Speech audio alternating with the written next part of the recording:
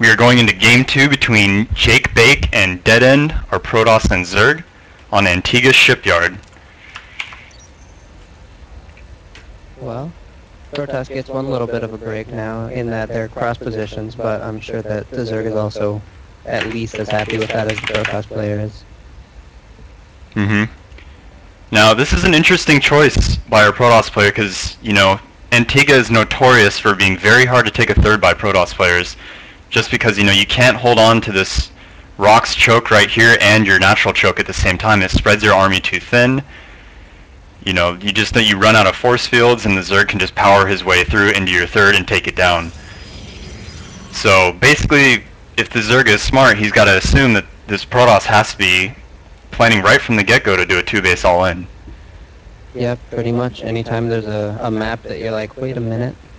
It's a little bit weird that they would pick this map. It's almost always going to be an all-in, but at the same time, as the player choosing the map, sometimes you can exploit that mindset to do something a little bit greedy on your end instead of doing an all-in, with the assumption that your opponent's going to see what you're doing and think, hey, he's going to all-in me. Exactly. Just the mind games that could be going on here. Who knows what this Protoss is assuming his Zerg player will take from this. But we will find out soon enough. Probe getting the scout on, sees no early pool, no gas, safe to go play shenanigans in the natural. Just deny that expo as long as he can. Even going to take some minerals as a memento of his time spent on the Zerg side of the map. Yep. And as a Protoss, when I do this on ladder, I always like to take minerals either from the main or the natural, just simply for the fact that using the sea hotkey to return cargo is a great way if you're fighting the drone in the natural. Just to walk through it if you place that pylon and you want it to move through the drone. Just, you know, when it comes down to those last couple hits, you know, however you can make that probe move out of the way faster is best. With most commands, it's easier for you to hit a key on your keyboard than to find somewhere on your screen to click, right? Exactly, and even if you do click somewhere on the screen, there's a chance, you know, he could get trapped between the drone and a building or between a mineral node, and then your probe is dead when you could have saved the probe and laugh with 5 of his minerals all the way back to your base. Indeed. But it looks like everything's going to be pretty standard. Back on the Protoss side as well. Looks like even the same opening order of buildings for DeathEnD as well. DeathEnD is taking his expo at the ramp. Antigua, most of the time I actually see Protosses take it back by their expo and wall off to their ramp. But this walling at the larger natural ramp does give you a lot more room in case roaches poke up. You know, force fields are a lot more effective at holding them out. So, I don't know. We still have to wait and see what this Protoss has planned. Indeed we do. I mean, we won't really be able to know too much of anything until the cybernetics core is done, right? But we do see 2 assimilators going up. And the Zerg is taking a third. Ooh. Nice and quickly, standardly this game. Yes. So he is most likely preparing to hold this Protoss's 2-base all-in already. It does seem his mindset, indeed. And at the same time, obviously this is going to be a lot easier for him to transition into a regular macro game if given the opportunity than his build last time was. Exactly. Which, I mean, that's what happens when you plan to do an all-in, but still.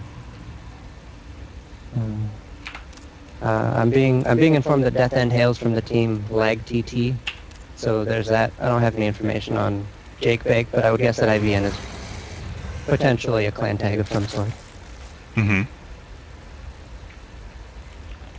Not a very well-known clan, but I know there are lots of those. Just looking to make their stake in the community and rise up. We'll see if JakeBake can represent his team well today.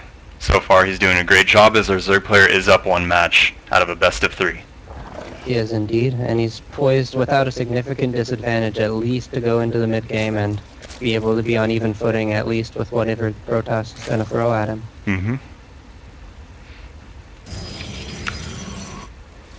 So our Protoss player, you're still seeing no text at the 6-minute mark, which is generally when you throw down, you know, your Twilight or your RoboBay, whatever, you know, plan of all-in you're doing is usually at the 6-minute mark. And now here he is again, probably just going to throw down 3 gateways just like last game. It seems like it. He's just chrono boosting everything. It seems he was chrono boosting the Forge, the Cybernetics core, and the gateway there. which is a little bit strange in that you don't normally see people chrono boosting the gateway right here. But I guess he wants to go put on a little bit of pressure and make sure that the Zerg has to build a few units, as there are only, what, 3 Zerglings on the field right now, with 2 in production, which isn't really enough to hold off 2 Zealots and a Stalker. And speed is not even started yet by the Zerg player, so he's going to be safe to push out with his Zealots and his Stalker, and not really be at any risk of losing his Stalker right now. And the Protoss is just now scouting this third. He's got to be wondering if this Zerg has one, because of last game he was only on 2 base for so long. Now this Protoss finally does confirm it, and he's going to be able to get in here and do a lot of damage if there aren't some units for the Zerg morphing right now. He has Roaches morphing.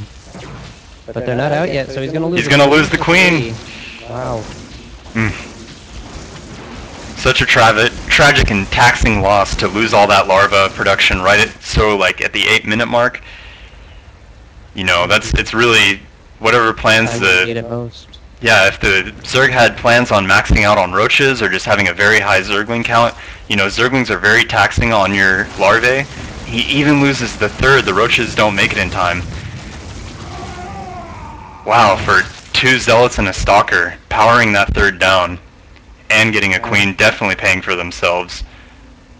I think I would call that a success for DeathEnD here. Very much so. But it looks like his follow-up's going to be the same thing, where he's going to be pushing out with 7 gateways and some Immortals from his Robo that he's finished now in a little while. But I think it's going to be met with a little bit even less success right away, because JakeBake's just going to have a bunch of Roaches already. He's building a few more. And he's pretty much got the number of drones he wants. Like, once his third finishes up, he's already got them long-distance mining. They're just going to settle in at their new home over there and be pretty much in the shape he wants to be, and that's when you're most comfortable holding off and all in, is when your economy is already where you want it to be. Yep, very true. And our Zerg player is getting double upgrades, making sure he's safe from DT, getting that Overseer at home. He sees that Protoss has no third, so he's probably, you know, he has these Roaches camped out waiting for some sort of follow-up attack. So we'll see if he feels strong enough to move out right now, and it looks like he does. It's always a nice tactic when you expect some kind of pressure, or especially an all-in to be coming from your Protoss opponent. Just get your units somewhere around their side of the map, and especially once Roach speed finishes up in a little bit, he'll be able to poke in and retreat and just slow down DeathEnD, maybe, best case, force out some force fields, and potentially even run some Zerglings through the gap into DeathEnd's natural, as there is no Zealot or anything blocking that. Now this is interesting. The Zerg player actually went around the Watchtower vision, but he has the Watchtower, so I'm not really sure what made him decide to do that. And he has vision on this high ground with that Overlord, so he knew that there was nothing by the rocks until this Stalker came here, but Protoss is moving out in the center, so here comes the Zerg with his counterattack. No sentries to force field this out. He is going to move in and probably do a lot of damage. Yeah, that cannon goes down, and that's always a nice thing to not have to worry about when you're a Zerg player trying to do run dice. The Stalkers are doing a pretty good job of stalling out the Roaches from doing any significant damage to the economy or the infrastructure while the rest of DeathEnd's army runs back. But DeathEnd's army is running back, and that means there's nothing to attack the Zerg right now. He's going to be able to get his infectors out. So this is definitely a ploy by the Zerg player to make sure that this Protoss army can't push out right now while he safely gets up his third and macro hatch and techs up at home. He's going to get one last Stalker before his Roaches are cleaned up, but JakeBake is pretty good, pretty well off right now. He's got a lot of Roaches on the field, he's making a bunch more. He's starting to bank up money, throwing down a macro hatch, and he's going to be maxed out in 2 more rounds of production.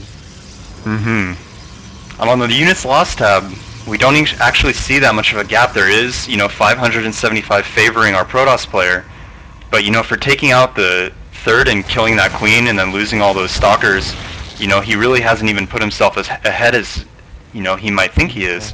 So, oh my, and all these Roaches burrowed. Oh, gonna take out the Immortals and the Sentries. The Stalkers are out of position. So good, JakeBake. And he also shut down the Warp drop in his main pretty well. It didn't do very much damage at all. I didn't even notice that. There was 1 Zealot and a Sentry. The Sentry looked like it was confused and threw down 4 force fields just in one spot, and it really didn't do any damage at all. And then that happened in the center with the Roaches that we saw. And now just JakeBake's just... Yeah, what a great pickup for the Zerg. Kills 3 Immortals, numerous sentries, and gets the deny on the third base. Big win for the Zerg right there. And still no Observer. Oh, this is so frustrating for the Protoss. Here comes one. Here we go. Those roaches are going to die in a second. Unless DeathEnD loses army cohesion and decides to send everything. Oh, he's going to force the force fields and then go up into the natural. Or possibly not. Switch though. He did not. He did not. Switch force field. He knew the Zerg's ploy. Smart and well played by him, so he's going to stay alive for another day.